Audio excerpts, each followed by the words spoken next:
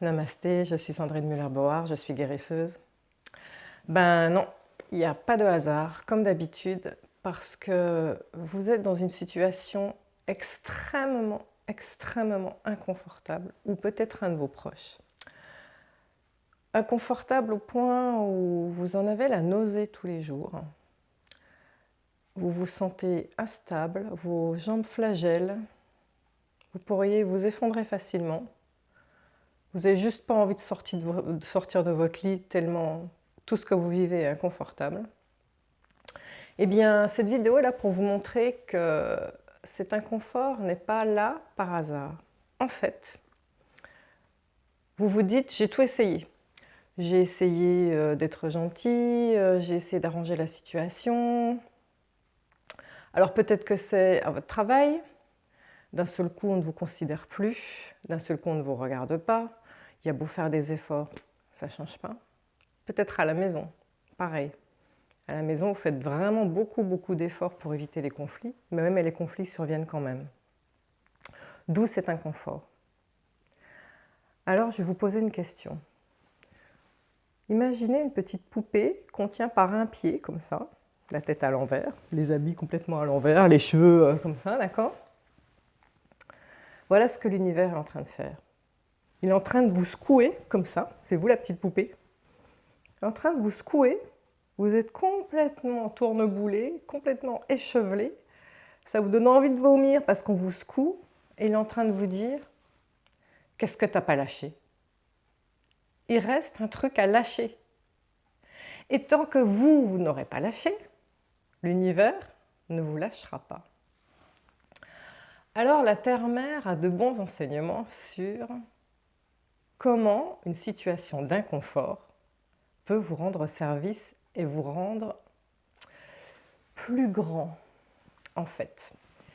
Pour comprendre ça, il faut regarder comment le homard grandit. Est-ce que vous savez comment le homard grandit? Vous allez me dire. Pourquoi j'aurais l'idée d'aller chercher un truc pareil? Eh ben, c'est super intéressant. Le homard, il a, vous êtes d'accord, une carapace extrêmement dure sur son dos. Cette carapace, posez-vous la question, comment voulez-vous que, quand il est tout petit bébé, cette carapace elle soit dure, et puis après, quand il devient plus grand, cette carapace dure, à un moment, comment cette carapace dure, elle fait pour grandir? Eh bien, en fait, voilà comment le homard grandit. Il a une certaine taille avec sa carapace. Et la partie molle, son corps, sa chair à l'intérieur, grandit. Bah, comme tout le monde, quoi, on grandit. Hein, la croissance, quoi. Donc la partie à l'intérieur grandit. Mais cette coque qu'il a, elle ne peut pas grandir. Elle est rigide. C'est sa carapace. Donc il se sent comprimé, compressé, extrêmement mal à l'aise. Cet inconfort terrible va le pousser à aller contre un rocher. Et en allant contre ce rocher, il va fracasser sa carapace pour se libérer de cette coque qui était devenue insoutenable.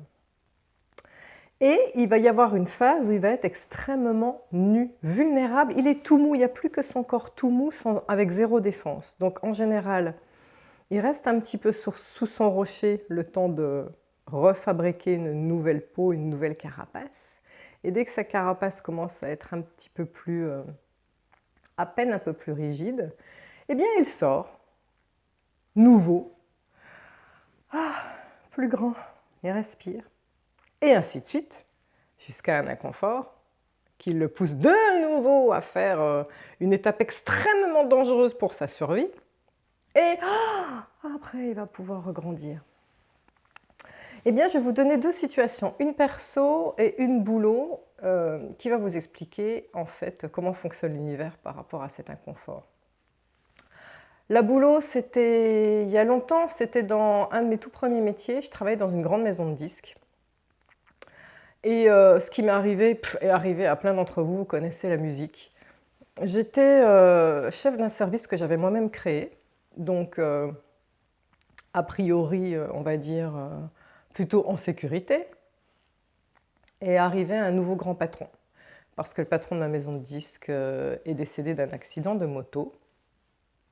Arrivait un nouveau grand patron. Et moi, sur le moment, je n'ai pas compris ce qui se passait. Ce nouveau grand patron, il ne me calculait pas. C'était comme s'il ne me voyait pas. Alors, ça m'a mis en inconfort, parce qu'au départ, je me disais, mais qu'est-ce que j'ai fait?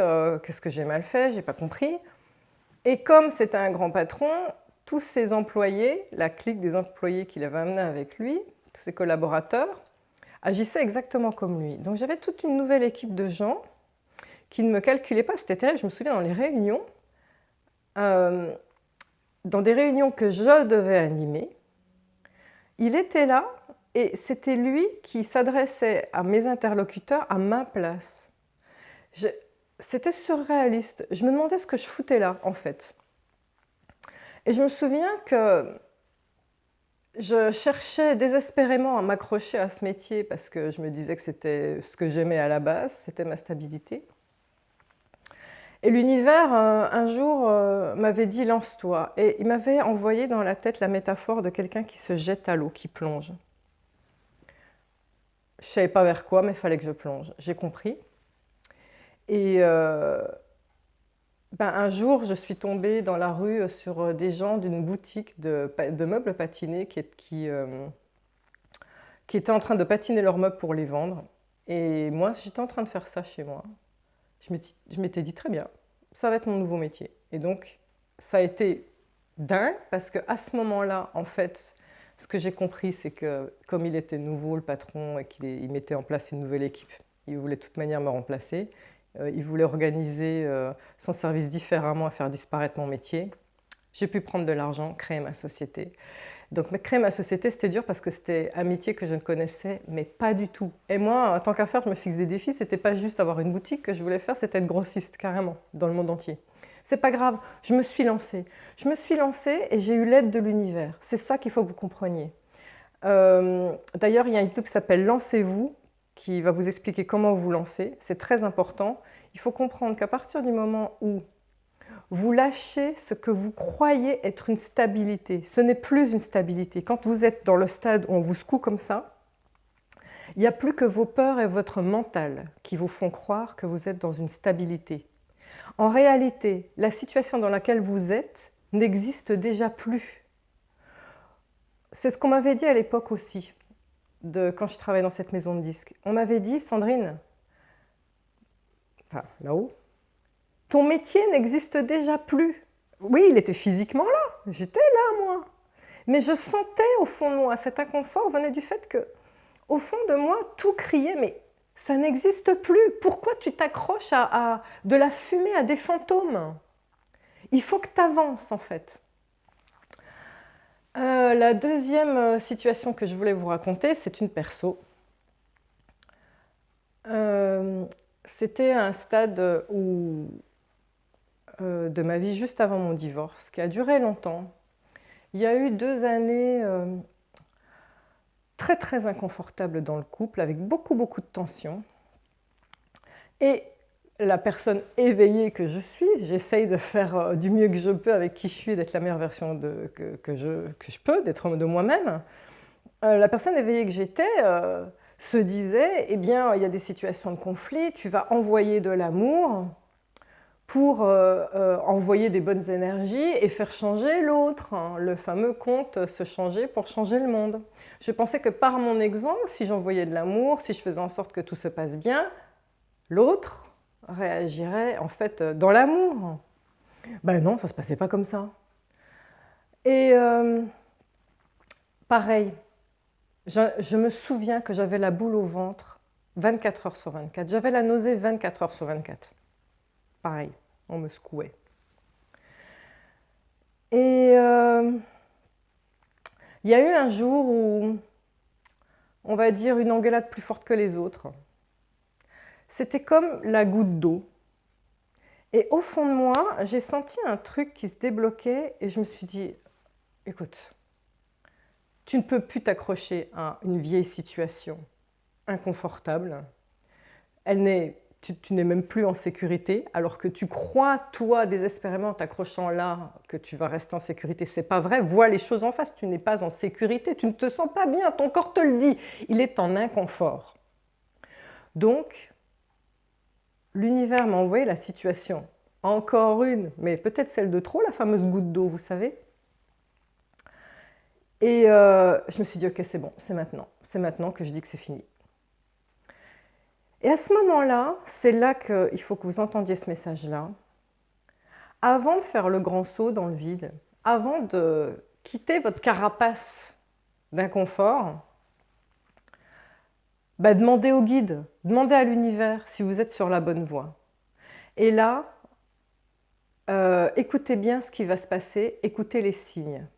Les signes, ça va être le YouTube que vous récupérez comme par hasard. Ça va être une publication Facebook qui va vous parler de ce que vous avez à faire. Ça va être, comme par hasard, des amis que vous êtes en train de rencontrer qui vous parlent d'une nouvelle situation, d'un nouveau métier, Voilà. Et ça va être aussi, faites très attention quand vous dites à l'univers donne-moi un signe, faites très attention aux premières choses que vous allez voir suite à ça. Eh bien moi, j'ai demandé un signe. J'ai dit, ok, je choisis de le quitter. Je choisis de changer de voie. Voilà. Et j'ai parlé là-haut et j'ai dit, il me faut un signe. Parce que, on est dans un tel inconfort qu'on est totalement dans le mental, on n'a pas de discernement, on ne sait plus où on en est. Et là, je me souviendrai toujours, c'était en plein hiver. Et j'étais sur un parking. Je m'apprêtais à monter dans la voiture qui nous ramenait de la fin des vacances chez nous à Paris. Sur un parking où il n'y a rien, pas d'arbres.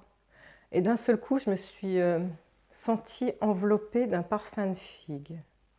Le parfum de figue, c'est comme ça que ma grand-mère se présente à moi parfois. Mais ce n'est pas juste une vague petite odeur. Hein. Ça aurait pu être un spray de parfum qu'on m'avait mis sous le nez. Hein. Donc là, je savais qu'elle était là. Ah ouais, mais là, ça m'a mis encore plus en insécurité. Parce que ma grand-mère, elle adorait mon mari.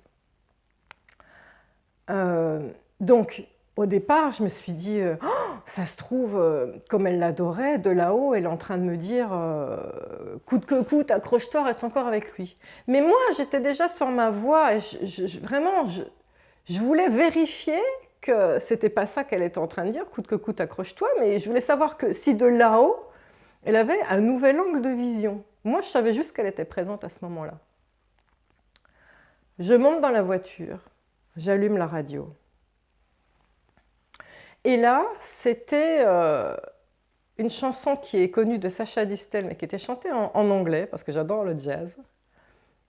Ça s'appelle The Good Life, la belle vie. Oh, la belle vie. Alors, en anglais, ça disait à ce moment-là, oh, the good life, oh, la belle vie, to be free, d'être libre, and explore the unknown, et d'explorer l'inconnu, like the heartaches, comme les cœurs brisés, comme les fêlures du cœur. Like the heartaches, when you know you must face them alone.